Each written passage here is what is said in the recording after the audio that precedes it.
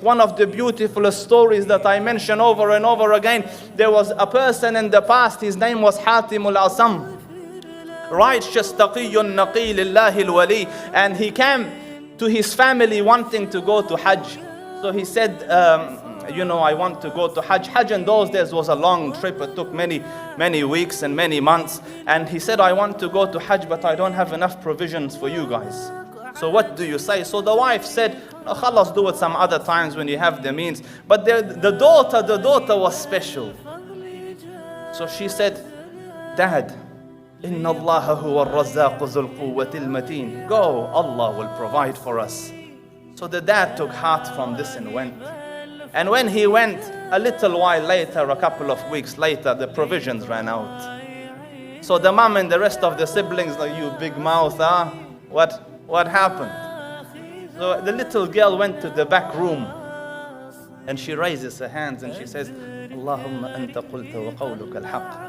وَمَنْ يَتَّقِ اللَّهِ يَجْعَلْ لَهُ مَخْرَجًا وَيَرْزُقْهُ مِنْ حَيْثُ لَا يَحْتَسِبُ. And oh Allah, you said in your word is the truth that whoever has Allah consciousness, you will find a way out and you will provide from means unanticipated. And her hand is in the dua and the door knocks.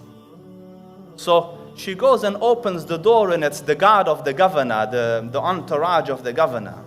His excellency is crossing through here. He's thirsty. Do you have any water? So she went and got water and made it nice, presentable, They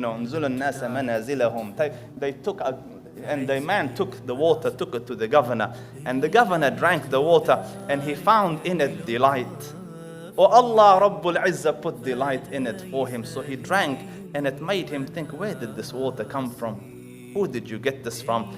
So they said, from the house of Hatim.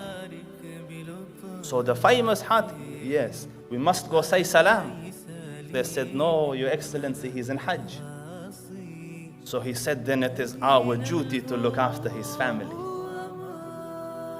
So he reached into in the olden days, they had those little sacks of the coins, so he reached into this and he chucked it into the house of Hatim, the gold coins. But Allah Rabbul Izzah wished to increase. So the man looked at his entourage and said, whoever loves me, do as I have done.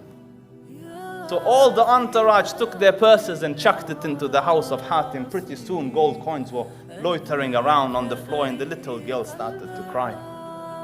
So the mom said, woe be unto you. We were poor and dying. You were happy. Now money has come. You're crying. So she said, Allah, for an instant, a human looked at us with mercy and look at what had happened. Imagine if the Dhul Arsh al-Majid and Fa'alul lima yurid were to look at us with an eye of mercy. What would